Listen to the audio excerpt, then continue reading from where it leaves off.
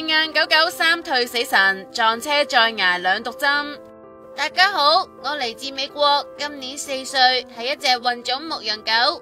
我患過心絲蟲，曾經被車撞，好彩執翻條命仔。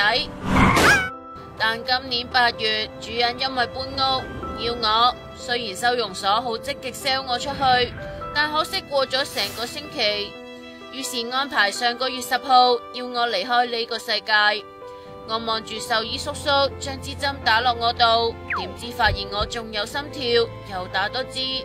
我以為今次實死冇生啦，但等到第2朝都冇事發生。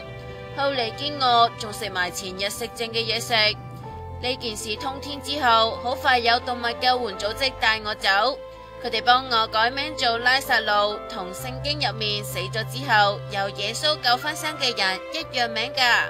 仲好快幫我揾到新主人，依家好食好住，終於一天都光晒嘞。